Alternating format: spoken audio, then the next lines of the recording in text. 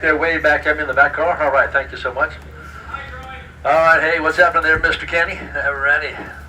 We'll be taking a 22-stop tour around town, about an hour and 40 minutes or so to get you back here to stop in the morning. You can hop off the trolley at one of our designated stops. You can shop, sightsee, or dine. It's all up to you. You have access to the trolley for the rest of the day. But we're getting the later portion of the day, the last try of the day. It's good. Last try of the day, we'll pull out of here at 4:30 this afternoon, which this trolley will be coming in right about that time. Give or take a couple minutes. We're on. We're good. It's good to go. We ask everybody to please remain seated at all times. Keep those body parts and personal belongings inside the trolley. No smoking or consuming alcohol. Well, that's a quick one. We're going right now. All right, there's the bell, folks. We're in motion. Please remain seated at all times. Let's go to the right side of the trolley. The same in color of the building is the old jail. Excuse me.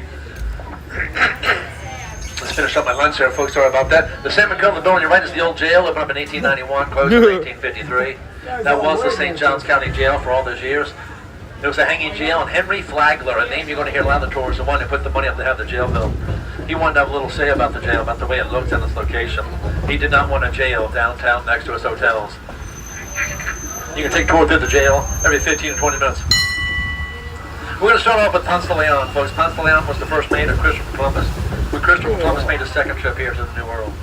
But later in time, the King of Spain appointed Ponce de Leon to become the first governor of the island of Puerto Rico. While governing Puerto Rico, he would talk with the natives down there quite a bit, because boy, did they have a lot of fascinating things to tell little Ponce de Leon. They told him about a fountain that was supposed to be on the island of Bimini in the Bahamas. They told him if he drank from that fountain, he would achieve eternal youth. That sounded pretty darn good to old Ponce de Leon, folks, so that sounds pretty darn good to me, too. Well, Ponce de Leon had a falling out with Christopher Columbus, the son, and he lost the governorship of Puerto Rico. He now has a lot of free time on his hands. He wants to go out and explore new lands, search for treasure in Florida, but folks, technically that didn't happen. Because when he landed here back in 1513, there was already over 100,000 Native Americans already here. That's right. Oh, that's not good. The Timucuan Indians. But Ponce de Leon is still the one who gets the credit for discovering Florida. He's the one in your school books. He's the one who named it in the land of Spain. The Spanish are having trouble maintaining a permanent settlement here, multiple reasons. Lack of supplies, hostile natives, hurricanes, and other things he had no clue about here. 51 years later, after Ponce de Leon was gone from here, there was a permanent settlement here in Florida. It was up where Jacksonville is now, called Fort Caroline. These people were not Spanish. Excuse me. These people were not Spanish. They were French or Huguenots or Protestants. It took a long time for that news to travel back to Spain, but once the King of Spain heard that news, he was furious. That's when he appointed his best admiral, Pedro Menendez, with multiple ships, a whole lot of men and women, and sent them back here to the New World to accomplish three things. One, establish a permanent Spanish settlement. Two, get rid of this French off his land here in Florida. And three, try to convert across on the waterfront. Folks, that's where Pedro Menendez and his Spanish ships landed, September 8, 1565. Once they got settled in, they started marching north toward Fort Caroline. Again, folks, one of the three things they were sent to do was to get rid of those French. Well, obviously, folks, back then there was no such thing as a weather channel. March north toward Fort Caroline. Just so you know, you might think this is cool. This is live right now. Like, people can pop in and see this right now. Just had to wait it out a day or two. Like, it's not getting posted later. It's live right now. They got up to Fort Caroline and saw it was very lightly guarded, and they seized control of it very easily. I was telling you. The reason why Fort Caroline was very lightly guarded, at the very same time, the French sailed south through the same hurricane that Menendez and his men marched north through. The French did not fare as well, folks. They shipwrecked south of St. Augustine. About 250 surviving Frenchmen on the shore south here. Once Menendez and men took control of Fort Caroline, they're marching back here to St. Augustine where they settled down. They're still unaware of the surviving Frenchmen on the shore south of here. It wasn't until they get back here to St. Augustine it's then those Native Americans who tell him about the surviving Frenchmen on the shore south of here. And he confronted them all face to face. But of course, with all his men standing right behind, guess what? They all responded no, and that was the wrong answer from Mr. Menendez. And with that wrong answer, Menendez and his men took the surviving French from behind sand dunes, had all their throats slit and threw all their bodies in Matanzas Bay. Now we will see Matanzas Bay a little later in the tour. Matanzas is Spanish word for killing, massacre, slaughter. Well, 21 years later, in 1586, those French finally felt like they got their redemption back toward the Spanish with the gentleman. Sir Francis Drake, who was English, saw that there was a Spanish settlement here, and he attacked St. Augustine, burning most of the town down to the ground and chasing most of the people all down to the swamps. So after plenty of attacks like that, St. Augustine became a walled city. Folks, we're talking about walls in the government today. St. Augustine did become a walled city. Folks, you'll be happy to know that's as long as I talk without pointing. I'll be pointing the rest of the tour from here on out. To your left now, the fort is in full view. I will talk about that 2 more times during the tour, not right now. I'm still going to talk about walls about another 2 minutes. Notice the palm log wall comes off the fort, across the street. To your left here is our city gates, part of that same wall. I will talk about them in just a little bit. But look at your front right in front of us, the bike. The wall continues on westbound. Back in the day, this was all one complete solid wall. It's only been opened up now because roads and developments have built since then. And we're driving right through it now. It's on your right side. It's called the Cubo line, C-U-B-O. This was the northern city limit, or the northern city wall of then on Wall City. The intersection here in front of us going to our left, which is southbound, used to be another wall. A built-up earth-burned wall called the Rosario line. It's now long gone. It's Cordova Street today. The Rosario line back then was protecting the western edge of the city limits, like I say, at Wall City. On your front right here, a little fort-like structure called a redoubt. These are built into both of those walls, the Cubo line and the Rosario line. About a musket shot's range apart from each other. Notice the openings for the cannons. And yes, they would be manned 24/7 for the protection of the city. They now want to be prepared for future attacks. Oh yes, folks, they did come. We have been attacked plenty of times here in St. Lucie. And we'll talk more about attacks a little bit on the tour. But for the moment, we're going to move up into time. To your left is our 1910 Orange Street Schoolhouse. Back then, the house grades 1 through 12, the teachers who taught there were paid $20 a month. The wagon master who brought the kids in the morning and took them back home in the afternoon, he too was also paid $20 a month. These are now the offices of the St. Johns County School Board system today. And yes, they still make $20 a month, that's right. On your right side, the big building, you're right, they call this big building our downtown I don't think that's parking true. garage. Come on, folks. Maybe $20 an hour. About the garage itself. It's the site that it's standing on. It's what is historical. This was the site of the first Grand Hotel ever built in Florida. It was called the San Marco Hotel. A wealthy man named Isaac Krupp out of Boston had it built. It was made entirely out of wood. Now keep that detail in mind. I'll talk about wood 2 more times in the tour. Do you notice how big the parking garage is today? This is how big the old San Marco Hotel used to be. 260 foot long, 5 stories tall. It had 3 very brand new things to it at the time. It had electricity, steam heat, and yes, it had Otis as partner. The Standard Oil Company. At that time, they were 2 of the 3 wealthiest men on the planet. When Flagler saw the San Marco Hotel, he was impressed, and it gave him the idea to build hotels in San Jose. But it was built out of wood, like I say. It burned down to the ground in 1897. Suspicion of arson, but the case was never solved. Your front right is the parking garage today. That's how big the old San Marco building is. There you go, folks. The Old Town Trolley. Street, you see the tall palm trees over there. The Sable Palm, S-A-B-A-L. That's the state tree here in Florida. Back in the 1700s, Scotch-Irish immigrants came here to Florida, and they were cattle rustlers. Now, they would cut the hearts out of those palm trees and boil it in water with salt and pepper and pork. They made a dish called swamp cabbage. Folks, I'm going to confess to you right here in this trolley, I don't like regular cabbage. I can't even imagine what swamp cabbage must taste like. If it's ever on the menu in front of me, folks, I will never order it. I'm taking the French fries every single time on that occasion. Like I said, the Scotch-Irish immigrants, they were cattle I think I'd agree rustlers. with They were known to the Spanish as the crack heroes, or short, the crackers, for the cracks of their whips to keep their cattle in control. They say you could hear the cracks of those whips over a mile away back then. In 1821, Florida, you were the lucky one to get your name up on the tombstone. If you're one of the other 24, unfortunately, you have now been forgotten about. Now, man, on your front left, the unpainted wooden building, it's the old drugstore, opened up in 1886. A gentleman named T.W. Spicing opened up. Back in those days, folks, if you got sick, you didn't have to go to the doctor. You could run straight to the pharmacy. Most concoctions consisted of the same thing. It was a combination of grain alcohol, spring water, and opium. Well, folks, that didn't cure you of anything, but you know what? You did not care.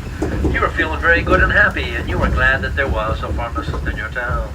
The pharmacist was a very popular guy. The metal fence in front of us is the Talamado Cemetery. This is where the Catholics who perished in the 1821 yellow fever. They were buried here on your front right. They were buried on the inside of the city limits. Folks, look back across to your left. The Cuba line I've been talking about the city limits. The Huguenot Cemetery I just got finished talking about was on the outside of the city limits for the non-Catholics. The Spanish were the ones who settled St. Augustine, and they were Catholic. On your right side is Potter's Wax Museum, opened up in 1949. At the time, the second largest wax museum in the world. Over 150 figures in there, ranging from astronauts, royalty, presidents, politicians, war heroes, pop icons, world leaders, and more. You pay trolley ticket, you get a $3 discount in the Potter's Wax Museum. Stunt number 3, the old drugstore, Potter's Wax Museum. There we go, folks. Ones that are hopping off, thank you so much, folks. Have a good day. Come back and see us again. Thank you, folks. They added cushions to the seats. I remember. I know that. Alrighty. Yeah, a little bit. Not much. Alright, folks, have a good day. Come back and see us, folks. Thank you. There's the band back in motion. Alright, Pam, we'll have a good day. Alright, next weekend. Alright, then we come right back out in front of the old drugstore I was just talking about. Sitting on the bench in front of the old drugstore is a statue of Henry Flagler himself, who wanted no building made. That's right, he's planning on having a very nice day here in St. Augustine. Now, once we leave out of here, he's going to run downtown and jump up on a pedestal, and we'll see him again later in the tour. I hope he doesn't fall off that pedestal after having his concoction here in the drugstore. Back to the front left, the Cubo line up and talking about the northern city limits. If you're farther up the wall, well up ahead, you'll see the city gates. The city gates are originally palm log structure like the wall is, but in 1808 they refortified the gates up to the coquina masonry construction they are now today. This was the only way in and out, and they would close these gates up every night at dusk, and they would not open them up again until dawn the next morning for no reason. If you missed curfew one night, folks, you slept down the swamps with the mosquitoes, maybe a snake or two, maybe even an alligator. If you missed curfew one time, you learned your lesson very quickly not to let that happen again. Yourself, and then back down using the ladders and the grab bars and the handrails.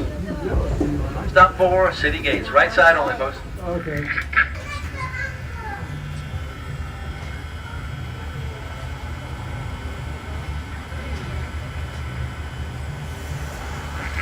Well, good to have you all here. If you guys are just joining us, we are 15 minutes in, and we're going to be and watch all the rest of it.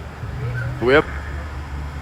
All right, there we go. Thank you so much for this thumbs up back there. We're back in motion. My name's Troy, folks. So coming up on your front right in a moment will be the St. Augustine Pirate and Treasure Museum. I remember that. There's over 800 artifacts in there pirate related.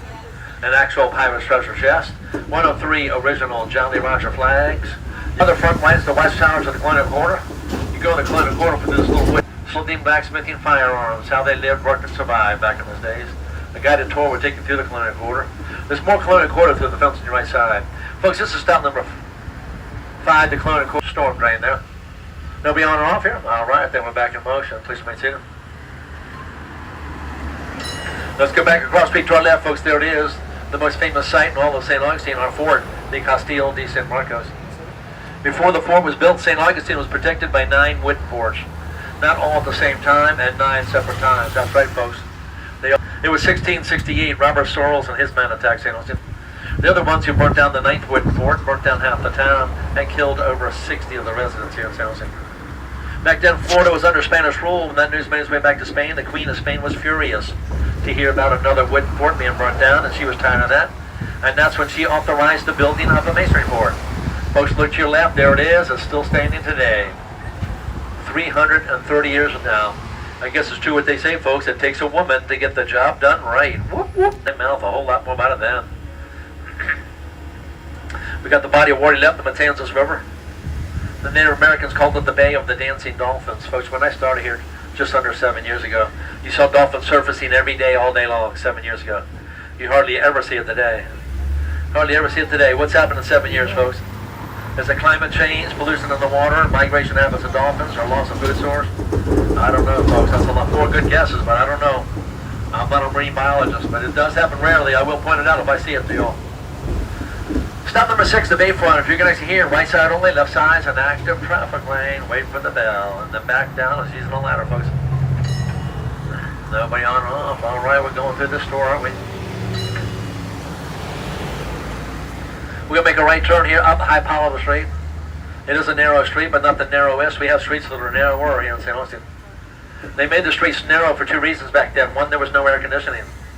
So whenever the wind blew out of the east, it blew across the bay from behind us, would funnel up these narrow streets, and actually would pick up speed, like Bernoulli's principle or Venturi effect. It helped keep the streets a little bit cooler, but still quite hot inside of the houses. It made it difficult for enemy soldiers to march up a narrow street. Imagine having 500 enemy soldiers marching up a narrow street. Well, they would be from side to side, and only the handful of soldiers in the very front are the only ones who could shoot forward. If any of our soldiers jumped out of a doorway and opening way up ahead, then shot back into these enemy soldiers. Well, you did not have to be a good shot at all. Just point your gun right down the middle of the street. Every one of your shots would hit multiple enemy soldiers. Now here in front of us is a hodgepodge of early Spanish masonry architecture. Upstairs front right, you'll still see one window with wooden bars in front today. That's how the Spaniards did it. They did not have glass on the windows, and the wooden bars kept out the enemies. But of course, folks, back then, all the windows up and down would have those wooden bars in front of them, and the Spanish would smolder a little fire inside of the house to smoke it up enough to keep the mosquitoes out. It was not good living with the house smoked up, but that's how the Spanish did it. Once the Spanish left and the British showed up, the British just added on to these existing structures. But they built out of wood. To your front right here in the parking lot, you see the wood addition to the house over here. That's how the British did with wood. But they added glass to the windows and they added chimneys to the houses.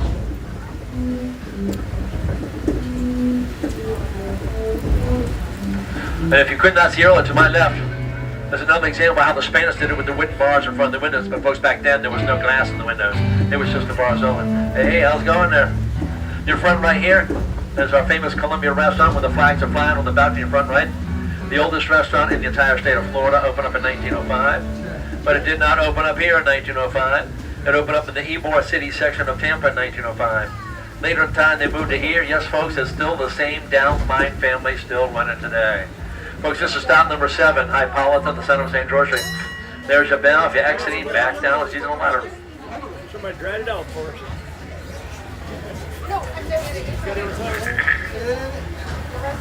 The ones that are getting on, folks, welcome to Old Town Trolley. My name is Troy.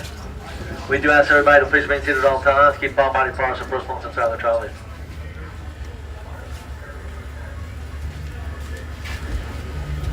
If you guys are enjoying today's Come on, trolley Russell. ride Come on, stream, Russell. don't forget to hit that like button, subscribe to the channel. Appreciate the support. It's free to do.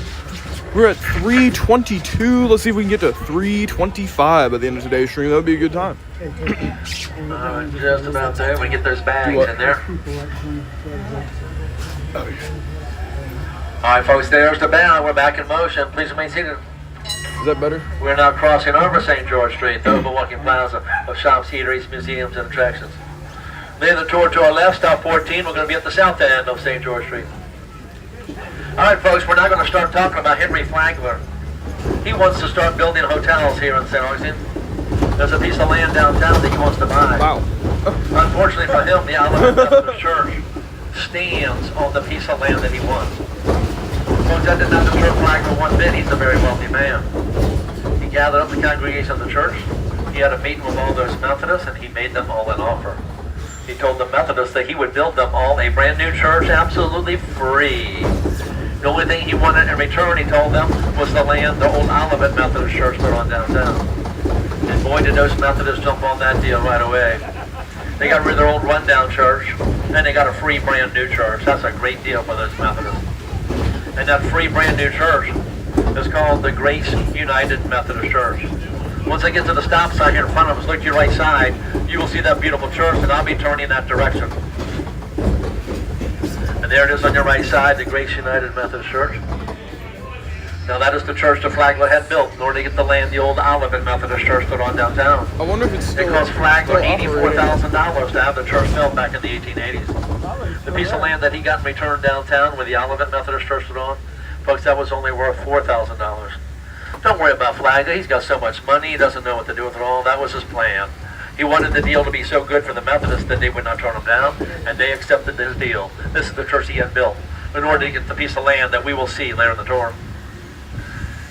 Flagler was a generous man. He did help out the Catholics rebuild the cathedral down on the plaza when it partially burnt down. When that word got around town to the Baptists that Flagler was a generous man, uh-oh.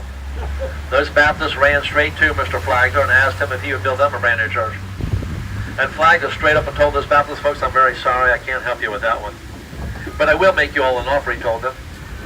Flagler told the Baptists he had a piece of land that he's not using right now. He told the Baptists that they could build a church on that piece of land themselves, but there would be 2 conditions involved. He wanted them to have it all done in less than 2 years. He did not want them fooling around forever. And 2, he did not want a bell in the bell tower. He told the Baptists if they could accomplish that, he would let them have the piece of land for free. They got working right away. Here it is on your front right, the Ancient City Baptist Church. Oh yes, it was all completed in less than 2 years. Oh no, there's never been a bell in that bell tower, and I'll talk about that in a moment. Now coming up your front right in a moment will be Flagler's beautiful Memorial Presbyterian Church. We'll talk about that in a moment. But notice how close the 2 churches are together here. Flagler did not want to bell the Baptist church behind us. to compete with his bell here in the Memorial Presbyterian Church.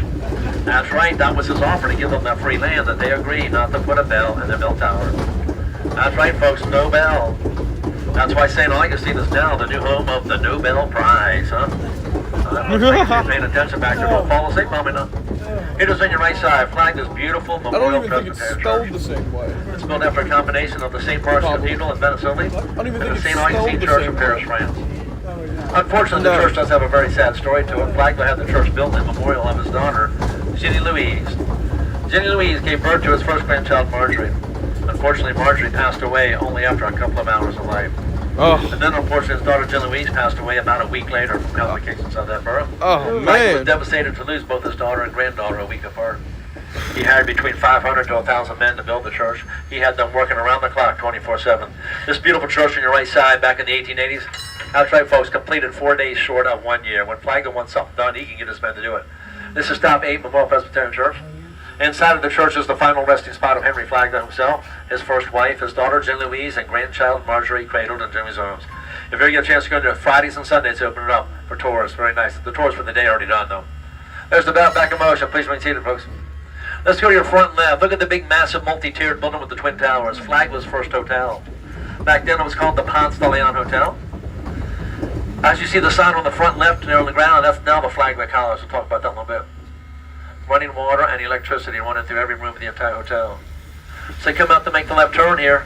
You'll notice there's a brick smokestack to your left with a brick building down below it. That brick building back then housed the coal-fired electrical generators that did supply the electricity throughout the entire house in this building for Mr. Flagler. That's right, folks. The generators are not in this building anymore. They're now up in Washington, D.C. in the Smithsonian Institution. Oh, perfect. Just stop lagging. Now we're on the back side of the hotel, folks. It's a beautiful building. We'll see the real beauty out front when we get around the block in a couple of minutes. There were 5 U.S. presidents that did stay here at the Ponce Hotel. But when Flagler first had it built, he didn't build it for a one-night stay, a weekend stay, or a week-long stay. He built this as a seasonal stay, generally between Christmas and Easter. That's generally the coldest months of the year for his wealthy and elite friends up north. And that's how they became known as the very first snowbirds. It was the very wealthy and the very elite who stayed here for the first season. Because Flagler charged those people back then $9,000 to stay at the Ponce Hotel. Oh my. Come on, folks, that's ridiculous money back in 1888. I still think that's too much money today. That's why I stay at that place where they leave the light on for me. Once you make the right turn, you'll see the round rotunda sticking out. That's one half of the dining hall of your Ponce What is he Hotel, now your referring to? Flagler College. The other side of the building we cannot see, there's another rotunda that sticks out the other side. It looks just like this one, making up the other half of the dining hall. The dining hall is huge. It seats over 600 people. The furniture that those college kids sit on is absolutely beautiful, and there are mural paintings all over the ceiling. You can see the dining hall another day if you take the Flagler tour. It's beautiful. Notice the beautiful stained glass on this rotunda. There's beautiful stained glass on the rotunda on the other side too that we cannot see. The stained glass looks a little bit cloudy. It's not. That's bulletproof glass inside and outside the stained glass on both sides of the building. All the stained glass was put there by a gentleman who was not very famous back then. His name was Louis Comfort Tiffany. That's right, folks. That's all Tiffany stained glass on those rotundas back there. That's the largest amount of Tiffany stained glass in any one spot on the entire planet outside of a museum. Folks, all that Tiffany stained glass you just looked at today, it's now worth over $130 million a day. You did hear me correct. That's why the bulletproof glass is now there for 2 reasons. 1, just to keep it from being broken, and 2, to keep pieces of it from being stolen. 1968, it opened up as an all-girls college, a 2-year accredited college. 4 years later, they converted to a co-ed college and up to a 4-year accredited college. There's about 2,500 students here at the Flagler College. It is a liberal arts college. On your right, the beautiful building completed back in 1887, but the grand opening was in January of 1888. And there he is again, folks, Henry Flagler himself, standing proud in front of his Ponce de Leon Hotel, now his Flagler College. That depicts him to be about 53 years old. He doesn't look too wobbly up on the pedestal after having that concoction back at the old drugstore. He's doing pretty good up there right now. And we're going to talk more about the hotel in just a moment. But first, we're going to cross the street and we get a chance here. And you'll see this unusual look bit on your left, but it'll be on your right as I cross over. It's called the Villa Zareta. A wealthy man named Franklin Smith had it built for his winter home here in St. Augustine. Back then, we did have the coquina masonry construction here in Florida. But notice the lines on the side of Mr. Smith's building. Mr. Smith is the first one with the poured concrete construction. Well, we did not have big concrete mixers back then, so what him and his men would do is put wooden forms on the ground, Pour one level of concrete and let it dry a couple of days. Move the same wooden forms up a level, pour a second level of concrete and let that dry a couple of days. Continue the process all the way to the top until it's done. The building is now a museum. We're getting ready to close here shortly. All kinds of artifacts, antiques, things you never thought existed on the planet inside of there. Another day, take audio tours, French, Spanish, and English inside of there. Fascinating stuff in there, folks. This will be stop number 9, the Villas Arena. I'm not allowed to ring the bell at this stop, folks. I'll give you a verbal bell in just a moment here. This will be stop number 9, the Villas Arena. If you're exiting, there you go, folks. Ding, ding, back down the ladder. They'll be on or off here. All right, then ding, ding, go back in motion. Please maintain it. Come on across here, folks. Come on across. Do Back what? your back right here, the Villas Arena, Franklin Smith. This is the first one with the poured concrete construction. Folks, look back across the street to the Punks Hotel. Check it out. It's also poured concrete construction. But let's go back to your right. Mr. Smith was first. When Flagler saw Mr. Smith's place here on our right, he was impressed. So let's go back across the street to the left. That's when Flagler asked Mr. Smith to show Flagler and Flagler's men how to do the poured concrete construction. And there you go, folks. Flagler did not want wood. You know what happens to wood. It burns, it rots, and also attracts termites. Now back in 1888, when the Ponce de Leon Hotel opened up, the wealthy people who were spending that $9,000 to stay here for the season, they're now starting to complain to Mr. Flagler right to his face. Hey, Mr. Flagler, that's a lot of money to come down here to do nothing. Folks, think about it. Cars aren't even invented yet. We're nothing but a farm town. There's nothing to do in St. Augustine. So Flagler wants to do his best to keep the hotel guests happy, so look to your right. Flagler has the second hotel built called the Alcazar Hotel. This is the one that had entertainment to give the wealthy people something to do. We'll talk about that in a moment. As I make the right turn, look on your right side of the trolley. You're going to see a green fountain span on your right. That's where the old Olivet Methodist Church used to stand at right there. Once Flagler took possession of the land, he had the church torn down. This building today is now home of the Leitner Museum. Otto Leitner was a very wealthy man. He would like to buy up and collect other people's stuff, and he did that for his entire lifetime all around the world. Housed it inside his museum. All kinds of artifacts, antiques, and things you never thought existed on the planet inside of here. Not to mention, you're going to see the indoor swimming pool and the entertainment of the hotel at the same museum. But too late today, folks. Or if it is, if it doesn't, be the last one out. Mr. Leitner has now passed away. He's buried in the courtyard next to the koi pond inside of there. And this will be stop number 10. This is the Leitner Museum. As always, wait for the bell, then back down and use the ladder to grab bars and handles, folks. Stop number 10, Leitner Museum. Looks like nobody on or off, then we're back in motion. Please remain seated. Back to the left. This was Flagler's second hotel. It was called the Alcazar Hotel, the one with entertainment. We'll talk about the entertainment in just a moment. But first, folks, notice the construction of it too. It's also the poured concrete construction. Flagler liked it. When Flagler had this as the hotel, the rooms were all up here in the front area. The entertainment was in the back. The entertainment consisted of Russian and Turkish baths and spas. He had archery. He had bowling. He had billiards. He had a gymnasium. He had a ballroom. He had a casino. He had, at that time, the world's largest indoor swimming pool. Above the pool were 2 balconies, and he had 2 orchestras. One orchestra will play while the second one takes a break. When the first one takes a break, the second one jumps in and starts playing right away. Now come here on your front left. You see this round rotunda section of the building sticking out? This is part of the shallow end of that world's largest indoor swimming pool. On the other side of the building we cannot see, there's another rotunda that looks just like this one sticking out the other side, part of the deep end. The pool, the entertainment, and everything Mr. Leitner collected his entire lifetime. You can see that in the Leitner Museum. That's a beautiful museum. Now, if you're not a museum person, but still want to see the swimming pool, it's too late today. You see it says exit only. You got to go on the other side of the building before 3 o'clock. It's only open between 11 and 3 at lunchtime menu. The historic Alcazar Pool Cafe. If you go there another day to have a meal, the tables are inside the deep end of that swimming pool. That's right. You're looking up at the balconies where the orchestras to play. It's absolutely beautiful. If you do the museum, you're going to come out on one of those balconies and look down into the swimming pool. When was that? The parking lot you left over here, Flagler had tennis courts. And the building come your front left here. This was the Bicycle Training Academy. And you're probably saying, what? Oh, I see. That's right, folks. Back in those days, those antique bikes where the big wheel was almost as tall as the average human, with that little teeny wheel in the back, they were called high wheels. Folks, very difficult to ride. Yes, very painful when you crashed on them. That's hopefully where you'll learn how to ride them. There was no guarantee. You learned it or you didn't. That's right. And we will talk more hotels land the tour. But we're coming into the Lincolnville section of St. Augustine. Hey, somebody from my fan club. Hey, how's it going there? Alrighty. All right. To your left side, the White House, Dr. Robert Haley's house, one of the first black dentists in the entire state of Florida. At one point, the local leader of the NAACP, a historic sign in his yard to our left. The next White House with the brown trim on it is Cora Tyson's house, 102 years old, folks. Lovely, lovely lady. 102, yes, she still drives her car. That's right, folks. Lovely lady. And it's underneath the carport. She's a lovely lady. If you ever want to make a 102-year-old lady very happy, well, she's not on the front porch right now, but when she's on the front porch, drive a fully loaded trolley in front of her house. She'll smile ear to ear and wave to every single person on the trolley. She loves it, folks. It makes me feel great when I see that smile on her face. Back in the day, her house and the house beyond hers were both boarding houses. They would house the marchers of the Civil Rights Movement whenever they were down here for any business.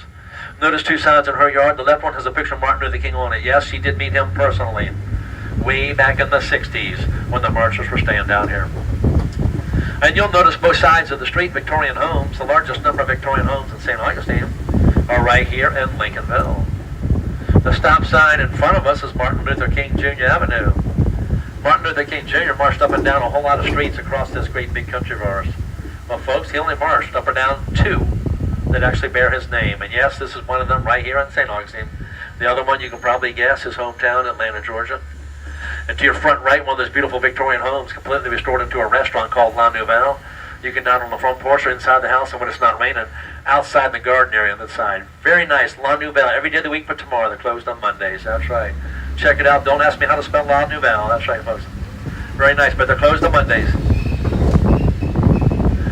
Now, come up just where the water comes out, as far as this point up here, on the right side, there'll be a brick church up here. It'll be the St. Benedict de Moore, the Catholic Church. A nice lightning bolt just flashed up there in front of us, way down there. It'll be the St. Benedict de Moore, the Catholic Church, on your right in a minute. It's the first African-American parish of the Catholic Diocese here in St. Augustine. It's a beautiful church, kept up very nicely here.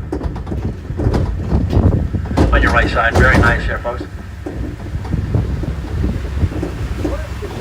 Now the next brick building in front right, this is the last remaining red brick schoolhouse still standing in St. Augustine today. And to your left, you have the St. Paul AME Church. Dr. Martin Luther King did lead rallies out of this church. And yes, he did march right up and down this street that we are on right now, one of only 2 of his name in the entire country. Up to your front right in the trees, the light tan colored building is stop number 11, the Lincolnville Museum and Cultural Center inside of there. They do have one of the pianos that Ray Charles used to play. Yes, he has history here too in St. Augustine. We'll talk about him a little bit. They also have the fingerprint card of Dr. Martin Luther King when he got arrested protesting here in St. Augustine. This will be stop 11, Lincolnville Museum and Cultural Center. They are open right now, but I think it's 4 o'clock for them to close. I think. I don't want to say for sure, folks, but it's still open right now. Stop number 11, Lincolnville Museum and Cultural Center. I think we're ahead of schedule. So looks like nobody on off. Then we're back in motion. Please be seated. We've done it 4 o'clock. Is that what you said? no, he said. All right, it's a pull forward back to the right. The top centered round top window. Once we clear that palm tree, you'll see the writing on the building. This was the former Excelsior High School. So This was the first black public high school in St. Augustine. When I got on here. Now, way up ahead, you'll see the second yellow pedestrian sign. There'll be another church on the right side there. It'll be St. Cyprian's Church. It's the oldest church building here in Lincolnville. They're starting to come into view on your right side. It's a beautiful church. Folks, this is one of 9 Episcopal churches in the entire country that was specifically built for black people. But of course, everybody is welcome today if you want to go there.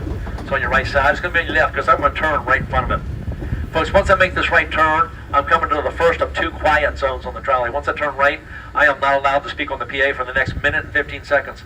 Folks, that's an eternity for me. I apologize. I will speed it up, and as Arnold said, I'll be back. That's right. But the church on your left, very nice, folks.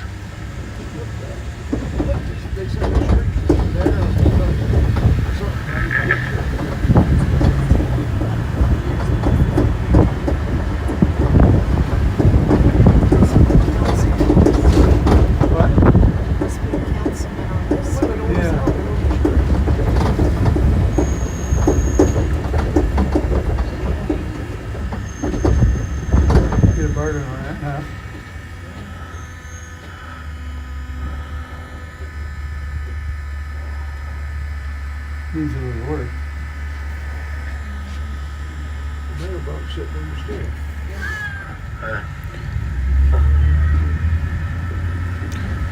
Well, good to have you all here once again. If you guys are enjoying today's stream here on the trolley, don't forget to hit that like button, subscribe to the channel. It's free to do. Turn on the notifications because we're going to have some more tomorrow. We'll be doing something else. I don't know what we're going to be doing, but I gotta work during the day. Folks, I'm back here in St. Augustine, also home of the world-famous Florida School for the Deaf and the Blind. It's about a half a mile north of the jail on San Marco Avenue. The most famous person to attend there was Ray Charles. He attended between the ages of 7 and 14. He learned to read Braille, read music. He played several instruments, and he told the whole world he had Georgia on his mind. But folks, it all started for him right here in Florida. He did play some of the clubs right here in Lincolnville as a young man. The next thing I'm about to tell you, I believe a lot of you possibly don't know this one. Here in St. Augustine, we're also home of the first free black established settlement in what is now today the United States. That's right, folks. Back in the early 1700s, if any slaves were to escape from the plantations north of here from the British, if they made their way far enough south here to St. Augustine, the King of Spain would grant them all freedom upon two conditions. One, you become Catholic. Two, if you're a man, you join the military. 1738, there was enough of these free slaves here in St. Augustine that Fort Mose was built. Fort Mose State Park on the northern side of the city up on Route 1. It was the first line of defense to the northern side of the city back then. These former slaves are here in St. Augustine with their freedom. The men are now in the military. They now have a gun in their hands. If their former plantation owners were coming this far south looking for them, and if they met their former plantation owners face to face, oh yes, they were allowed to shoot them. Nice revenge for the ones who did have that opportunity. Now we're coming into the industrial section of St. Augustine. Once we clear the fence over here, you're going to see the sailboat mast over here on your left, the San Sebastian River. Back in the day, home of the boat wharfs, the fishing wharfs, and also the shrimp packing industries. And buildings here to our left, we had warehouses and lumber yards. And the big building in front of us, which is on the left side, is one building with two sides on it. The shorter side closest to us was the original home of the St. Augustine Gas and Light Company. Later in time, Florida Power and Light was in here. But folks, as you can see now, it's our distillery, whiskey, rum, gin, and vodka. That's our next stop. We'll go around the building and circle back around. But the northern side of the building, folks, if you look straight up, you will see it was the original ice plant. Folks, back in the days, we did not have refrigerators or freezers in our houses. Back then, if you were lucky, you had a metal insulated box. And they would deliver a big block of ice to your home or business to keep your food cool for a couple days. There we go. And there's the term, the ice box. This is still called the ice plant today, but it's now the restaurant called the ice plant. And the door will be on your steps on your left side, folks. It's a very nice restaurant. It's dark inside. It's a very dark restaurant here by the door. But it's a very nice restaurant. Your left side, your ice plant restaurant. Very nice restaurant. And someone's coming out right now.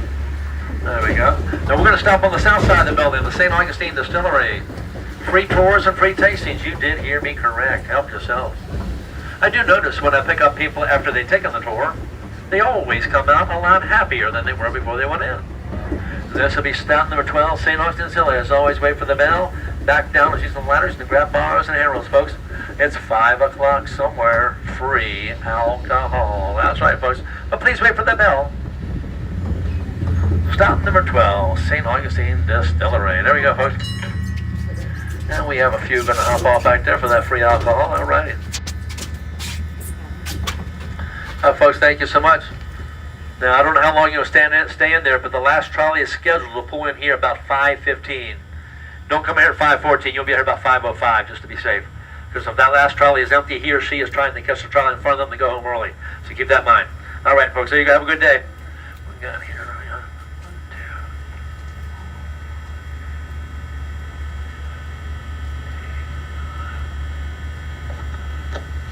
Dispatch Troy, stop number 12, 9 rows available. 9 rows available. All right, folks, we're back in motion. Please remain seated at all times. All right, here we go. Now, we're going to make a left turn here in a minute.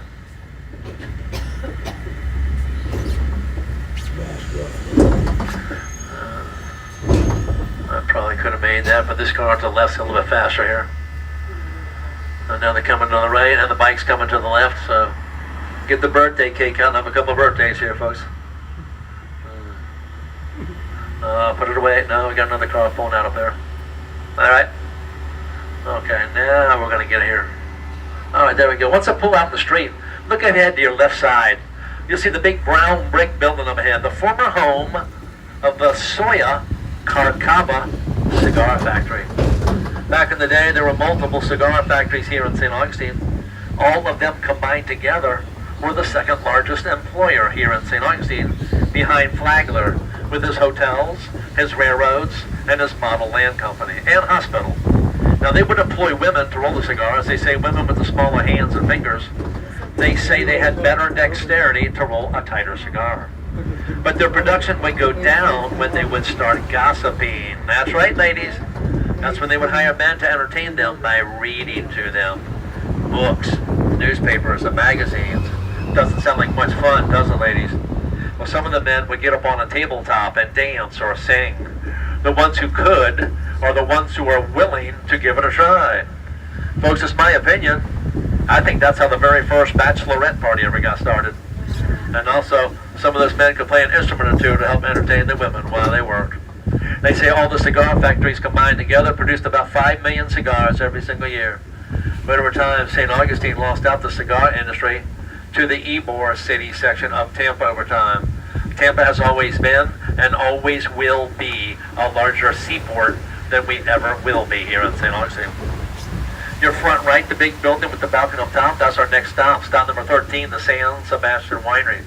Now, there are tours and tastings there too, folks, but those tours are not free anymore. You have to pay for those tours here. If you do not drink alcohol or have family members under 21, that's okay too.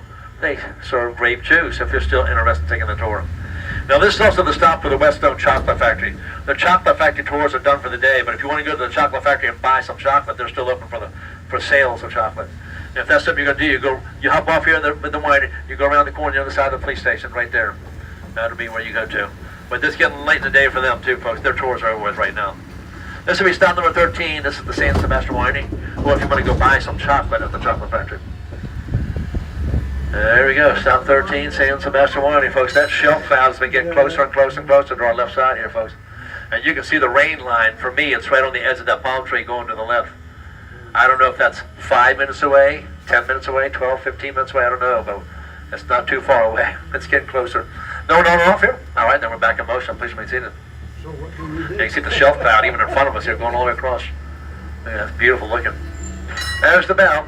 Okay, the St. Augustine Police Department is right behind us across the street.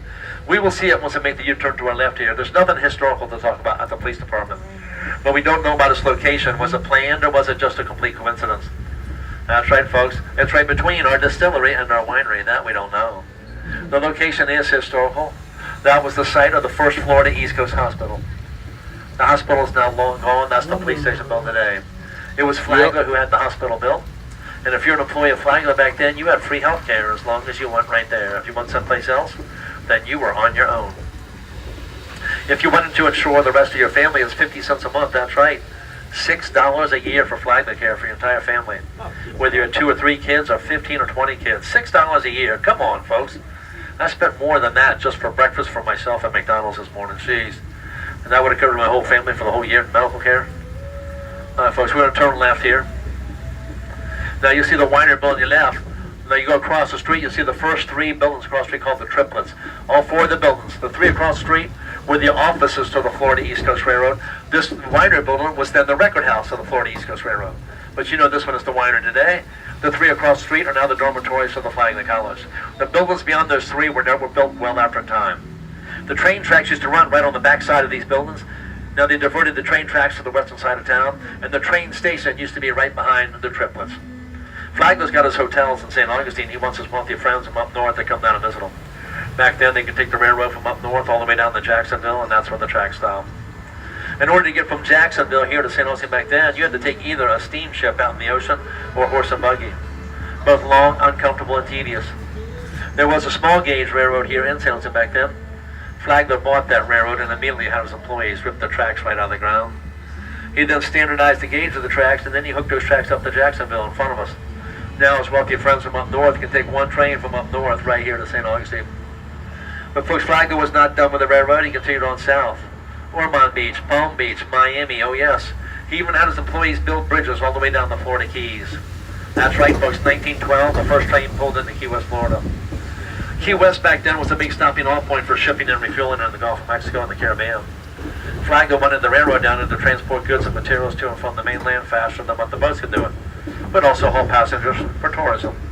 He wanted the train down there for another reason too, because he's a smart man. He likes money. He knows what's going on down in Panama. The Panama Canal is well under construction. He knows it's going to open up very soon. He knows once that happens, the ships on the Pacific side can come through the Panama Canal, into the Caribbean, up into the Gulf of Mexico, and stop at Key West for trade. It was more money for Flagler. 1935, a severe hurricane destroyed the central portion of the Keys. Folks, that's the end of the railroad. The tracks are washed out. One of the trains is even laying on the ground. But folks, think about it. 1935, cars are now running. Folks, those train bridges survived that storm. They converted the train bridges into car bridges. There was a lot of problems, a lot of modifications, a lot of deterioration. Over time, they knocked them all down and built brand new car bridges, the Overseas Highway today. But folks, there's still 3 of the original railroad bridges are still standing down the Keys today. The Bahia-Honda Railroad Bridge, the Long Key Viaduct, and the original 7-mile bridge are still standing down the Keys today. Folks, if you're familiar with the movie True Lies with Arnold Schwarzenegger and Jamie Lee Curtis, toward the end of that movie, that chase from the limo on the bridge, that's the original 7-mile bridge that's still standing down the Keys today. That was Flagler's biggest dream of his life, to get that train down the Key West. He paid for it all with his own money. And when he got off that first train in 1912, he told his wealthy friends he could now die happy. He did that 1 year later in 1913 at the age of 83. Now up in your front left, you're going to see a white picket fence on your left. Behind that fence is the Markland Orange Grove Plantation House.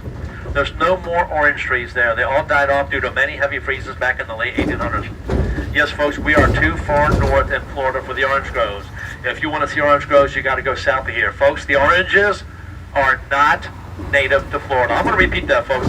The oranges are not native to Florida. That's right. Yes, it was the Spanish who brought them here. That's right, folks. Look to your left, how beautiful it still is today. It's now owned by the Flagler College. They're taking great care of it. Back in the day, owned by Clarissa Anderson and her son, Dr. Andrew Anderson. Dr. Andrew Anderson was a good friend of Flagler, Flagler's personal doctor, and also near as wealthy as Flagler. For some reason, Mr. Smith now wants to get into the hotel business and compete with Flagler. Now, why would you want to try to compete with one of the 3 wealthiest men on the planet? I don't know, folks. I think he needs a checkup from the neck up. I see his competition, Mr. Flagler. That's right. Folks, I don't know how much money he gave Flagler for the land, but Mr. Smith spent between $1 to $3 million building the hotel. After the first season, the hotel's a complete failure and went bankrupt. Boy, is Flagler ever happy to hear that bad news of Mr. Smith. Folks, Flagler's an opportunist and a fast talker. Flagler talks Mr. Smith and sells the hotel to Flagler for $325,000. That's right, folks, pennies on the dollar what Mr. Smith built it for, but remember, Mr. Smith bought the land from Flagler first. Flagler's already too up on the story. I'm not done. The biggest reason the hotel was a complete failure after the first season, all the furniture that Mr. Smith ordered to furnish that hotel never showed up. Folks, back then, the Carolinas, voice of furniture industry, never showed up. What happened to it? Where is it? Guess what, folks? Mr. Flagler knows where all that furniture's at. It's all sitting on a parked train north of here. Folks, remember, this is the 1880s. There's no such thing as cars, trucks, or highways. You had to move stuff by railroad. Folks, remember who owns the railroad? Up the train, a hotel, paying for a room and sleeping on the floor. And then Flagler buys it off of Mr. Smith for pennies on the dollar. He immediately changes the name to the Hotel Cordova. That was Cordova Street we just went through. And guess what happens as soon as Flagler buys the hotel? The train load of furniture shows up right away from Mr. Flagler. When Mr. Smith finds out about that, he now knows that Flagler did him wrong big time. Mr. Smith never financially recovered after that deal. But well after Flagler passes away, it becomes the St. Johns County Courthouse. And then later in time, the county courthouse moves up the Route 1 on Lewis Speedway, and this becomes a hotel again. They take back the original name, the Casa Monica Hotel, what it is now today. Now I want to go backward in time. Remember St. Augustine was originally a Spanish settlement? The King of Spain wanted to have all Spanish settlements around the world have a town plan. Every town plan would have 4 requirements to it. One of them we just passed up to your back left here, a governor's house to govern the town plan. Another requirement will be an open plaza, like you see your left, for the gathering of the townsfolk on the town plan. Another requirement will be a Catholic church. Folks, remember the Spanish, they were Catholic. To your left is our cathedral basilica. I will talk about that when we get over there in a moment. And the final requirement for every Spanish town plan will be an open marketplace for trade and business. I guess he's not coming over. That's the open rectangular building to your left, folks. You all coming across, folks? Come. I can't control the other lane. Watch the other lane. Come on across, folks. You coming across? No, I can't control the other lane, so watch it when it comes by there. Okay, the final requirement for every Spanish town plan would be an open marketplace for trade and business. That's the open rectangular building to your left. It's right there in that building to your left where the Spanish introduced the standardization of weights and measures to the New World.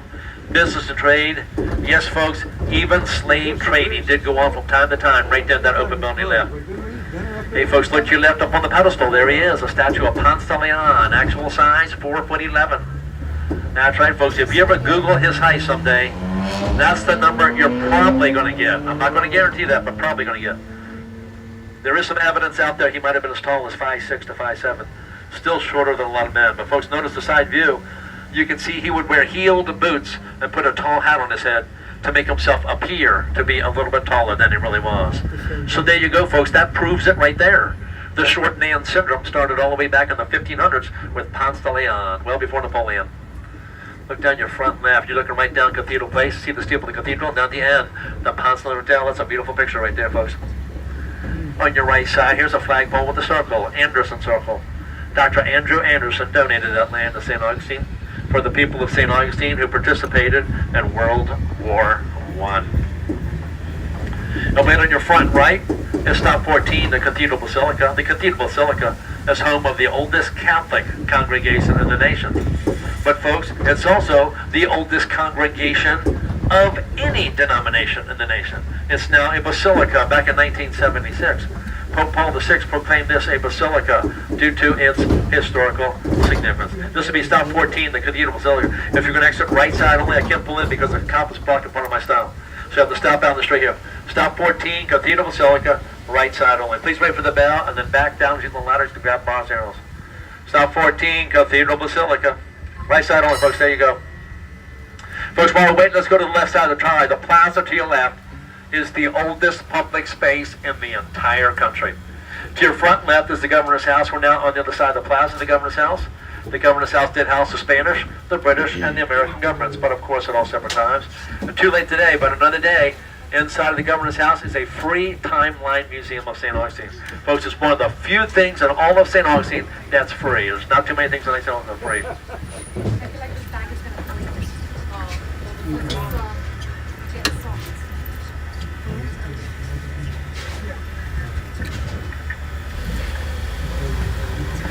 All right, folks, I don't see anybody else on off. There's the bell. Please remain seated at all times.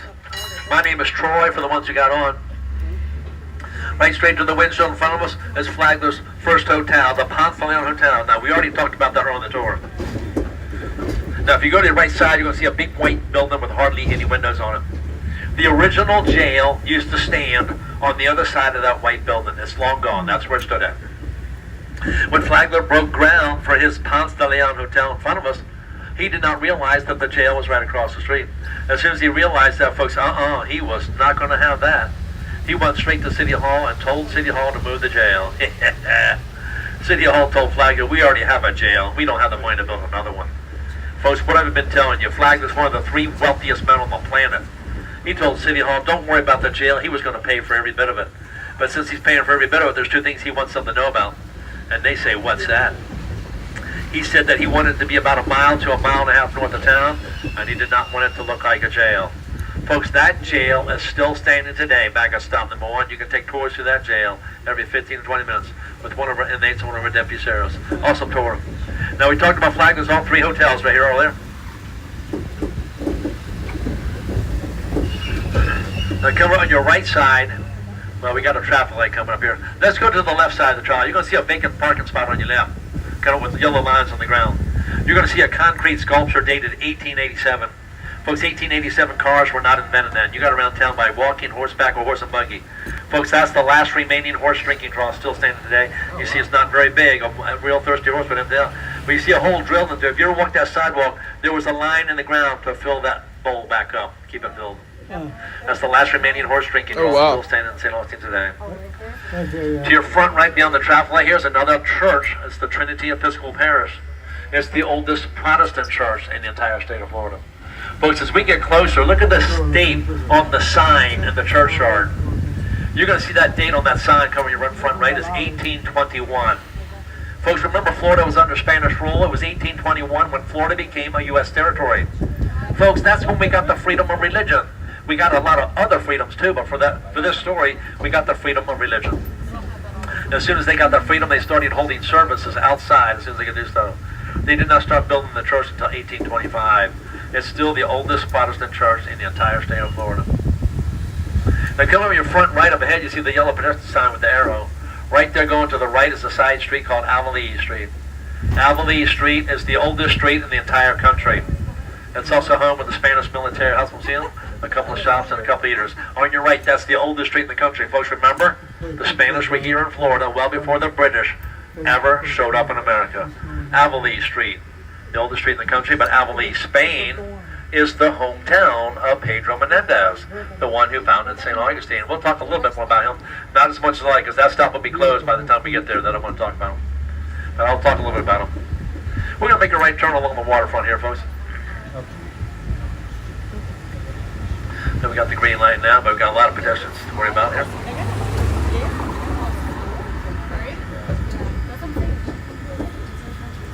That wasn't a dress shop. Okay, we're going to turn right here.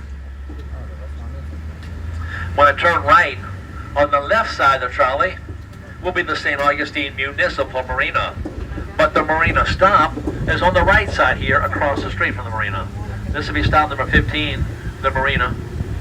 If you are going next to here, right side only, left side's an active traffic lane. Wait for the bell and then back down as using a ladder, using the grab bars house. As I pull up here, we'll pull right along the garden area of the O.C. White's restaurant. Very nice restaurant. Stop number 15, marina, right side only if you're going to exit. And back down as using a ladder. We have someone hopping off. The ones that are hopping off, thank you so much, folks. Have a good day. Come back and see us again, folks. Thank you. 22 is the last 22, then it's back to 1. Thank you so much, folks. Have a good day. All right, I don't see anything else on or off. There's the bell. I'm back in motion. All righty. Have a good day, folks. To our left is the St. Augustine Municipal Marina. There are 4 tours that come out every day.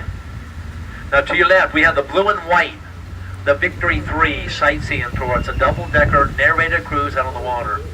Right behind that is the black, red, and yellow. That's our Black Raven pirate ship. You can take a tour on that. And right behind that, he blends in, is the twin-mast schooner Freedom Tour. You can take a tour on that. We also have ecological tours that come out of the marina also. Check out the ones you're interested in. Very nice tours, folks. Your front left horizon is the St. Augustine Lighthouse. It was completed back in 1874. It's 165 feet tall, 219 steps up, 219 steps back down. Folks, there's no elevator in the lighthouse. Do take that into That's taller consideration. than the one in Yes, it is a Inlet. pretty stringent climb for some people. But if you ever do make it to the top at someday, Ponce look to your Inlet is northwest. You're going to see our beautiful skyline here in St. Augustine, and you're going to see those beautiful churches and those beautiful hotels that I've been running my mouth about on the tour. You're also going to see the Bridge of Lions, the fort, the Great Cross. Also, while you're up there, look north and south up and down the coastline. They say you can see the lake beam as far as 19 miles out to sea. But folks, that's only when it's crystal clear out. If it's not crystal clear, you will not see it that far out. Up ahead on your front right around the corner will be style number 16. It's the oldest house. Not the oldest house in the country, but the oldest house here in St. Augustine. It was 1702. Governor Moore and his men of Carolina attacked St. Augustine. Now, folks, they were British. We were still Spanish here in Florida. And with that attack, they burnt down the entire town down to the ground. Every single thing standing in St. Augustine was burnt down to the ground, except the fort. That was the only thing standing. We'll talk more about that at our next stop. The White House on your right side here was the first house built after that attack. Take tours through the house and also walk its grounds. Stop number 16, your oldest house. That's right, folks. Not the oldest house in the country, the oldest house here in San Jose. The Spanish are the ones who built it. They built that out of masonry, as you can see, as a single-story house. But later in time, when the Spanish showed up, they added the second floor, which you see is made out of wood. No one on or off, there's the bell. Please remain seated. If there's anybody on the trolley who has ever driven tractor trailers, you're probably going to be cringing here in a moment when you see me attempt to make this turn. Well, this is an articulated vehicle, meaning that the wheels turn on all 3 cars, and it makes this turn very easily. Now, if I was pulling a 53-foot trailer, like the trailer trucks you see on the interstate, and if I attempted to make that turn back there with a 53-foot trailer, folks, no way. We would have had a big mess all piled up back there. Thank goodness for articulated vehicles. If you're going to come to the oldest house another day and time without the trolley, the parking lot that I'm turning in here in front of us, this is the free parking for the oldest house. Straight through the windshield across the street, the White House, the Cheshire House, folks. Some people, and even some of our very own trolley drivers, will tell you that's a Sears catalog house. Well, folks, some historians here in St. Augustine have done some research on this house in front of us and found out it's not a Sears catalog house. It's a replica of one of the houses that you could have bought out of the Sears catalog. And that's how things have gotten confused on this one particular house. That's right, folks, if you're not familiar, yes, you could have bought a house out of the Sears catalog back in the early 1900s. That's where you would thumb through the pages of the house section, you picked out the house you like, and you ordered it. And they would deliver all the parts to that particular house and drop them off on your lot. And you and your friends and relatives will put your IKEA house together. And guess what happens after you're done? You don't have any more friends or relatives after that. They don't ever want to hear from you again. If you get another house built down the road, you got to get new friends and relatives. The old ones will not be there to help you. The big yellow building on your right was originally the Franciscan Mission, home of the friars and monks. They were Spanish, they were Catholic, they would try to convert the Native Americans to become Catholic. As you see the green sign coming on your right side, it's now called the St. Francis Barracks. Folks, once the British came to town, they converted all of this to military. Yes, folks, it's still military today. As you will see beyond the stop sign on your front right, it's now the headquarters to our Florida National Guard. And you will see the Guards, men and women, walking around town from time to time in full uniform. We do want to thank them for their service to our country. And anybody on this trolley who is current, former, or retired military, I want to thank you for your service to our country. Thank you so much. Now we're going to make a left turn and go back up the waterfront here. That goes for anybody watching this live stream as well. As soon as I turn to the left, you look to the right side of the trolley, excuse me, you'll see the two seawalls right here in front of you. You see the close one, the little one, or the old one, folks. That's the last project that was built by slaves here in St. Augustine. Later in time, the city put in the larger wall to help protect the original wall. With the large wall being somewhere around 2 feet or so taller, it gives us a little bit better protection for our streets here in St. Augustine whenever we do have storms. To your front right is our bridge, opened up in 1927. Then it was called the Matanzas River Bridge. For obvious reasons, that is the Matanzas River, but the bridge is not called that anymore. We'll talk about that in a moment. The bridge spans 1,545 feet across the Matanzas River, which is also part of the Intercoastal Waterway. The bridge is now called the Bridge of Lions. Folks, remember that name I spoke about on the tour? Dr. Andrew Anderson? He donated 2 Carrera marble lions to the city of St. Augustine. And the city of St. Augustine put those lions at the base of the bridge on this side of the river, one on each side of the street of the bridge. We will see them on your right side in a few moments. Folks, when I say Carrera marble, what they're made out of, that's right. They came out of the exact same quarry as Michelangelo's statue of David did. Carrera marble, that's right. Folks, I'm going to go off tour for 1 minute here. Michelangelo's statue of David used to stand outside in Florence, Italy. They have now put it inside for protection. Outside where the original used to stand out, they put an exact identical replica of Michelangelo's statue of David. Both exact scale and size and a material Carrera marble. Folks, there are plenty of replicas of that statue all around the world. There's only 2 of them on the planet that are both exact scale and size and a material Carrera marble. Again, the one I just spoke about in Florence, Italy, that's right, folks. The other one, it's standing right here in St. Augustine. We're going to talk about that in 2 more stops. That's right, folks. One of them, only 2 in the world, and one of them is right here. As I get to the stoplight, the people in the very back won't quite see them yet until I get the green light. But the rest of the people should be able to see the Carrera marble lions at the base of the bridge. That's why it's called the Bridge of Lions. Okay, folks, Ponce de Leon, lion. There you go, folks. That's the famous Bridge of Lions. They are Carrera marble. They came out of the same quarry as Michelangelo's statue of David. Folks, the lions do have names, believe it or not. The farther one on the left, its name is Firm, F-I-R-M. The closer one on the right, its name is Faithful. Firm and Faithful is the city motto here in St. Augustine. That's the names. They're coming into full view in a minute, folks. Very nice. Your famous Bridge of Lions in St. Augustine, Florida. There they are, folks. Very nice. If you go to the Casa Monica Hotel, at the Grand Bohemian Gallery, they sell replicas of these lions. Of course, obviously not full scale, because you would not be able to carry them home with you. They're very small, but they're about $300 and some. It was worth it to me. I have them displayed in my wall because I talk about them every tour on the weekends. That's right, folks. I love them. That's right. I only drive the trolley on the weekends. That's it, folks. I'm retired from up north. Just do this on the weekends. Work at the Royal St. Augustine Golf Course on Friday so I can play free golf for the rest of my life. Monday through Thursday, I'm nothing but a kid on summer vacation. I have nothing to do, folks. That's right. Okay, we're going to look at your front right in a moment. You'll be looking right out to the Atlantic Ocean through our inlet. And straight to the windshield in front of us, there it is, the most famous site in all of St. Augustine, our fort, the Castillo de San Marcos.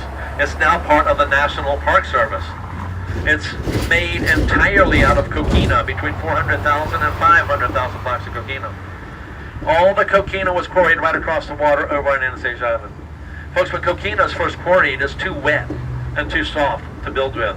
That's right, they had to let it all sit out and dry anywhere between 1 to 3 years before they could build with it. Folks, that's a long time to wait, but I'm glad they waited. They waited just long enough for the coquina to be pliable enough to work with. It was still very soft. When cannonballs hit the walls of the fort back then, they would just embed right into the walls of the fort like soft mud or soft clay. Now, like I said on the tour, folks, 1702, Governor Moore and his men of Carolina attacked St. Augustine. The attack went on for 50 straight days, 5-0. With that attack, their ships are offshore to your right side here. They're firing cannonballs inland. They're destroying the city of St. Augustine. But folks, think about it, 1702. The fort's still brand new. The coquina is still very soft. The cannonballs hit the walls of the fort. They embed right into the walls of the fort like soft bone or soft clay. Every night under darkness, they would have men come out of the fort. They'd pry the cannonballs out of the walls. They would patch the holes up with coquina plaster. The next morning when the sun came up, Governor Moore and his men with their ships offshore could see they had not done the damage they thought they had done the day before. And this went on every day and every night, over and over and over. The cannonballs that they pried on the walls every night, if they did fit the guns and the cannons here at the fort, yes, they would shoot them back, an early form of recycling. But after all those days attacking St. Augustine, Governor Moore and his men are not doing the damage they're hoping. Their frustration starts mounting. They come ashore, and that's when they burn down the entire town down to the ground. Every single thing standing in St. Augustine was burnt down to the ground except the fort. Folks, that was the only thing standing after that attack. Stop 17, the fort, the Castillo de San Marcos. Looks like nobody off, but everybody getting on. Folks, welcome to Old Town Trolley. My name is Troy. Now, we do ask everybody to please remain seated at all times. Keep all body parts and purse belongs inside the trolley.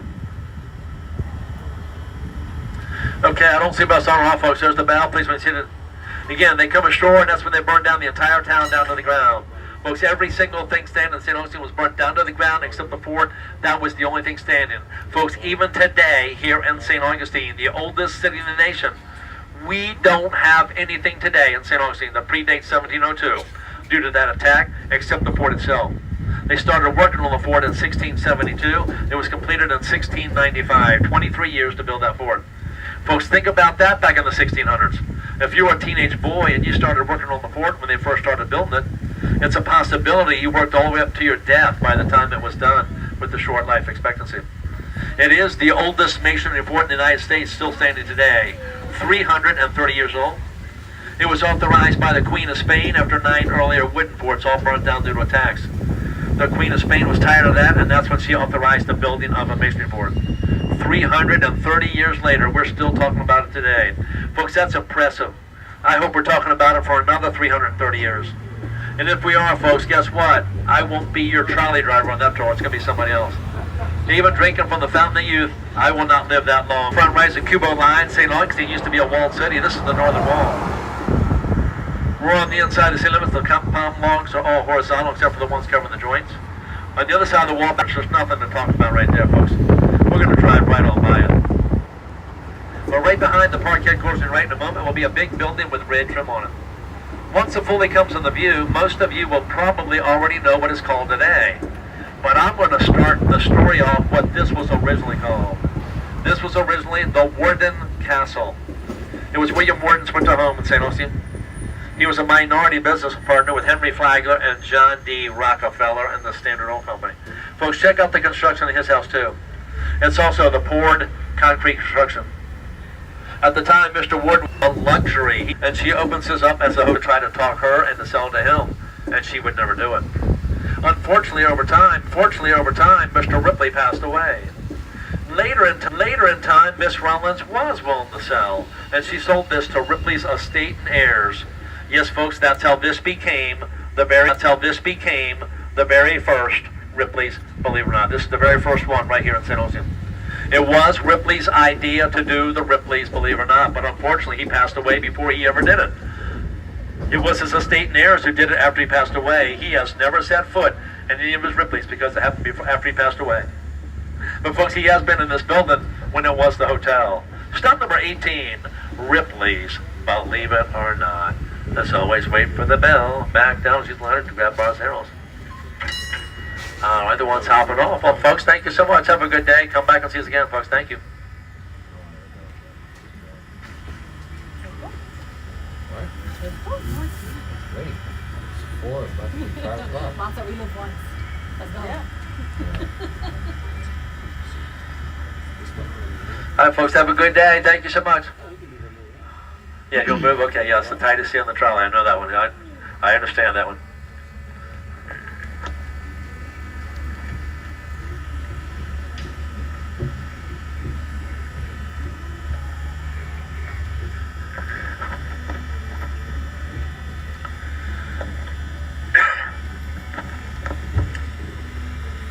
You said about enough, Mom. All right, there's the bell. Then we're back in motion. Please be seated at all times. Let's go to your left side of the trolley over here. You're going to see a hollowed out 1900-year-old redwood tree trunk. It's laying down on its side. Somebody hollowed it out and then made it into a 4-room tiny house. It does not look like those tiny houses you will see on HGTV. And you can walk through it during business hours. That's what Ripley was famous for, very unusual and hot items. That's too big to go through the front door. That's why it's outside. Folks, look at your front right. Look at these tall, tall bushes on your front right. Look up top of the palm trees. The head and the shoulders of a statue. Folks, that is one of only 2 exact identical replicas of Michelangelo, sculptured over in Florence, Italy, and brought to the United States for the 1964-65 World's Fair in If New you York have City. sound issues, refresh the Later in live time, stream and it Ripley's should be purchased them back. and brought them here to St. Augustine. And guess what Ripley's originally did with them? They put them on the sidewalk on the front right of the trolley here, facing out this intersection in front of us. Okay, folks, think about that. A 17-foot tall naked man facing out this intersection. Ugh, Back then, it caused a whole lot of confusion, a whole lot of close calls, I bet it and did. also a whole lot of fender benders. Finally, the city politely asked them to move them back off the street to keep the traffic moving smoothly. Folks, this is the one traffic light on the tour that the trolleys are not allowed to make a right turn on red. So we'll get your birthday cake out of a couple birthdays. We're going to stay here How's for a the long time, battery folks. on my iPhone? I am not thrilled about this. And one day I decided on my own I was going to make the right turn on red. And up ahead, my boss was in his private car. I was pulled to the office. So I don't want to go to the office again. So we'll sit here for a couple birthdays, folks. I apologize. Okay, they got the green on the left, across, and then we got about 30 seconds left. Folks, our next stop is this white building on your right side with those terracotta signals. How's the That's battery stop on number my 19. iPhone? That's the San Marco Welcome Center. Inside of there, you can get discounted tickets for attractions all around town. There are souvenirs and refreshments in there. Folks, that's where the nighttime ghost and gravestones tours are going to start out tonight, right there. There we go. All right, there we go. Make the U-turn to our right. And now the building's going to be on your left. Stop number 19, your San Marco Welcome Center. And as always, folks, please wait for the bell and then back down as using the ladder, using the grab bars and handrails, if you're going to exit here. No.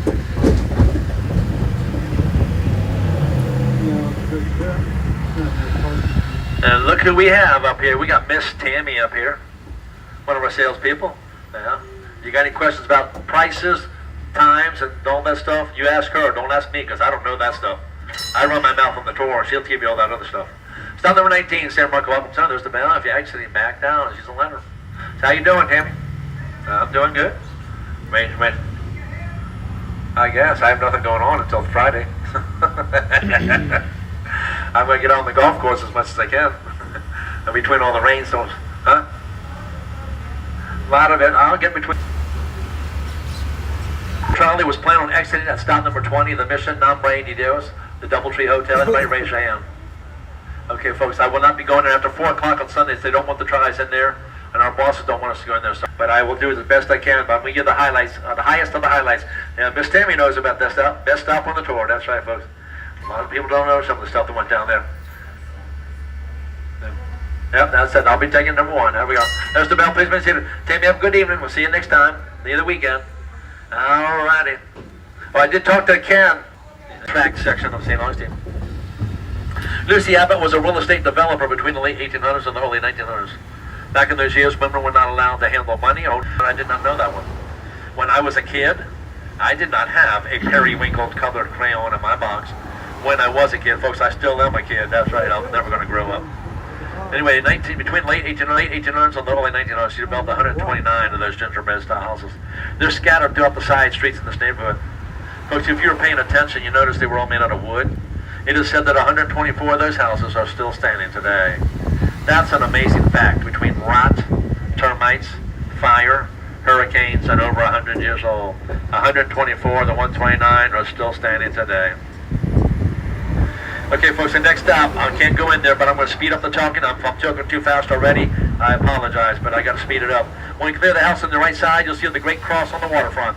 It was put there in 1965 for the 400th anniversary of Pedro Menendez and his men and ships landing there back in 1565. The cross is 208 feet tall. It's 70 tons of metal. Wow. The building to your front right is the Mission Nombre de Dios, also known as the Mission Name of God. This is where Pedro Menendez and his men and ships landed back in 1565. They were Spanish, they were Catholic. A gentleman named Father Francisco Lopez was on one of the ships. Yes, folks, he's the one who performed the very first documented permanent parish Catholic Mass in what is now today in the United States. And the tree is your right side over there. Folks, when I say permanent parish Catholic Mass, there have been other individual masses with Ponce de Leon, with DeSoto, and Bradenton, and also in Pensacola. Folks, after he performs that first Mass, this is the kicker right here, folks. A lot of you don't know, don't believe. That stuff that they put him, Pedro Menendez, and all the rest of the Spanish. Next stop, I apologize. To your right, a brick chimney building. Behind that chimney is a big live oak tree. That tree is over 600 years old. It has a name. It's the old senator. The University of Florida, Gainesville, took a core sample out of that tree. Don't worry, we're going to go in there and get a face-to-face view. The University of Florida, Gainesville, took a core sample out of this tree. They took it back to Gainesville. They researched, they analyzed, they examined, and they studied the core sample. And yes, they did conclude this tree that was right here in front of us is over 600 years old. Okay, folks, think about that. Back in 1513, when Ponce de Leon and his men landed here, folks, this tree right here in front of us then was already over 100 years old. This tree was waving to Ponce de Leon and his men back in 1513. Got to witness all that history. Folks, could you imagine if that tree could talk, the stories he could tell? I would love to hear some of them stories. But you can see by looking at him, he won't speak to me. But you can see by looking at him why he's called the old senator. He's very crooked and very shady. Now check out the fuzzy stuff hanging down off the branch of the old senator. That stuff is called Spanish moss. It's neither Spanish nor is it moss, folks. It's an air plant. Believe it or not, folks, it's related to the pineapple family. That's right. That's right. And we'll talk more about that on the way out here. This will be stop number 21, the old senator. Now, there's the sign on the right side of the trolley that tells you that tree is over 600 years old. Right there. Stop number 21, the old senator. If you're exiting, back down to the ladder. The ones that are hopping off, thank you so much. Have a good day. Folks, the people in the back, get your cameras out. I'll creep out very slowly and get a picture of this sign as you go by. But folks, don't put the cameras away, because look in front of you up ahead, you'll see that arch. You're definitely going to want your cameras out up there. There's the bell. Please remain seated. We're going to talk about Henry Ford. Okay, folks, it is said that Henry Ford would stuff his earliest Model T Ford seats with Spanish moss because it was free for the taking here in the South. That's right, folks. If you ever read up on Ford someday, he was known to be a cheapskate and very frugal. But folks, there's something about Spanish moss that Mr. Ford did not know about. That's right, if you're not familiar, all Spanish moss is infested with a red bug called chiggers. Oh no, Mr. Ford did not know that. He had his employees stuff those Model T Ford seats with Spanish moss, and he waved bye-bye to the happy customers. And when they drove off, they are very happy. They're driving off in their very first horseless carriage. But the ones who bought the earliest Model T Fords, folks, they're not happy for very long, because the chiggers and the Spanish moss in the seats, they start eating through the upholstery of the seat and start biting the owners and the meat call in U.S. history. Folks, here in front of us is Magnolia Avenue. There are no more magnolia trees on Magnolia Avenue. They died off due to a heavy freeze in 1908. They planted the live oak trees here in front of us in 1910. So this year, these trees are now 115 years old. Folks, National Geographic says this is one of the top 10 most beautiful streets in the country. And there you go. I told you, don't put those cameras away. Magnolia Avenue, St. Augustine, Florida. Yeah, look at that, folks. I'm not moving beautiful. it. Very nice. I haven't moved it the whole time. Okay. Look at the Spanish moss growing on the wires on your upper left. It's an air plant, folks. It does not need to be in the ground to grow. Come on down for your trolley tour, park your car, and take all kinds of pictures. Beautiful. Folks, our next stop is the Fountain of Youth. It's on the other side of the wall to your right. Notice the white dome on the right side of the trolley. That's a planetarium inside the Fountain of Youth. If you go in the Fountain of Youth, folks, go in that planetarium, they're going to show you how the early explorers navigated by the stars to get here to St. Augustine way back then. All right, folks. Now check out the wall on the right side of the trolley. It's similar to coquina, but not exact. It's called tabby, or tapia, full-size exposed oyster shells. Those oyster shells are full of bacteria. Back in the day when the wall was built, we did not have much in modern medicine or antibiotics. Now, folks, if you tried to climb that wall or the walls like it back then, you got cut up pretty bad. You possibly lost a limb or your life due to infection, which will set in on you. And this is stop number 22, the Fountain of Youth. This is the oldest attraction in the entire state of Florida. The attraction itself dates back as early as 1868, shortly after the Civil War. But folks, it's also part of the ancient Timucuan Indian village of Saloy. That's the same Timucuan Indians that celebrate on the grounds. They fire a cannon off every hour. There's a watchtower on the waterfront, a 600-foot pier over the marsh, the planetarium that I spoke about when we were on the outside of the wall. The Discovery Globe is on these grounds. There's over 50 live peacocks roaming all around the grounds. They are free to roam and they can fly. And yes, folks, it's the Fountain of Youth, the famous spring where the water comes out of the ground. If you go in there, you can drink that water. We'll talk about that on the way out of here. This is stop number 22, the Fountain of Youth. And there's your bell if you're exiting back down. Let's use the ladder, folks. Hey, folks, let's go to the left side of the trolley. You'll see the sign of all the things you can see and do at the Fountain of Youth. Folks, look at the 5 pictures on the right side of the sign. Of those 5, the one that sticks the farthest left, you'll see the working blacksmith, the guy hitting on the anvil. Folks, look right underneath that picture. You're going to see a date. 3000 BC. Wow. The site of the Native American town of Saloy. Folks, those Indians have been here for 5,000 years. 400 to 500 years before the ancient Egyptian pyramids were even built. That same timeline, folks, if you look at the last 2 lines of 1565, you will see that Thanksgiving feast between the Europeans and the Native Americans. Yes, folks, with the Spanish, well before the British ever showed up in America. Folks, all kinds of history went down the shoreline door left. There's the battle back in motion. Please remain seated. Now again, folks, there's over 50 live peacocks roaming all around the grounds. They are free to roam and they can fly. These big trees are left there will roost in these trees. Look at the big branches. They got the big birds. They got big room to roost up on these trees at nighttime. But folks, this is the Fountain of Youth. The building coming on your left, this is the actual fountain house.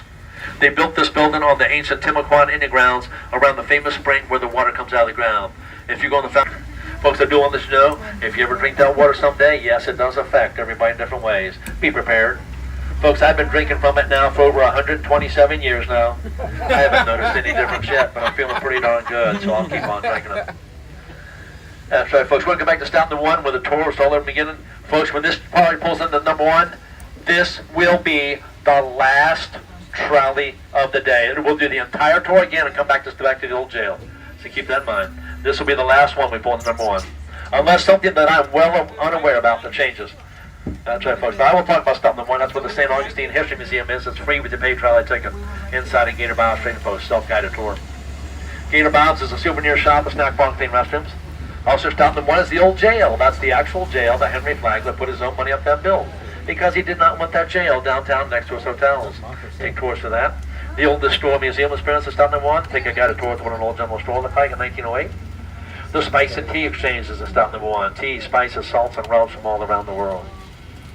Now, folks, we have trolley tours all around the country. Key West, Florida, Savannah, Georgia, Boston, Massachusetts, Washington, D.C., San Diego, California, Nashville, Tennessee, San Antonio, Texas, Charleston, South Carolina. Check us out in those cities, folks.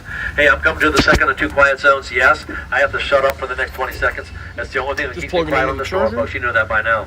I'll be back. Hold up, everybody. We're going to make the gimbal mad just for a second. Got to plug in to the charger. There we go. We're charging. We're good to go. Okay, folks, now I'm coming back. You're pulling to stop the 1. The tour is following the last trial of the day, right here, folks. My name is Troy. I've enjoyed the tour. You can tell I did. I've been running my mouth non-stop since you got on this trolley. If you enjoyed the tour, folks, my boss was asking to spend a little time with the internet, a TripAdvisor, or Yelp, or both, and compliment us. My name is Troy. They check their sites every day. They love to hear we have happy guests. When they come in with nice compliments, us drivers, we get free, nice perks and free lunches. We appreciate that. But folks, also up front with me, I have postage paid comment cards. Postage paid, free to mail my name on it. If you enjoyed the tour, come up and see me. If you're going to stay on for the last ride of the day, I'm going to come back and see you. When they come in with nice compliments, us drivers, we do get nice perks. We do appreciate that. Folks, if you enjoyed the tour, please tell your friends, your relatives, your neighbors, and co-workers. We'd love to have them. We'd love to have all of you all come back and see us again. Folks, thank you so much. My name is Troy. You can stay right on with the next driver, or if you are going to exit, left side only after the bell. Left side only after the bell to stop. And then back down, let's use the ladders to grab bar channels. If you need a shuttle, you want to talk with Mr. Russ, but you got to exit to the left, go around the front. Do what? Talk to Mr. Russ with the black vest. That's the man you want to see. Step All number right. 1, welcome to jail. I'm Folks, gonna thank you so much, folks. My name is Troy. So if you're getting off, help unplug the yourself. charger. If you're staying on, this is now the last stream trolley is of the day. still There are no more on. I behind us, haven't folks. shut it off yet. Thank you so much. My name is Troy. Have a great day, folks. Do what? Wish we're good here. I can. Nope. Well, we got still that's not full, but. All right. I Should I? agree with that. There's not going to be too many people on. Folks, thank you so I can much. Have a shut good it day. off to like where it stays on, so I can start it back up again. Or are we not doing anything after? I don't know. But we gotta get off. All right. Come on. Let me hold it while you get down. All right. I'll keep it. Do you wish to end the live stream? Nana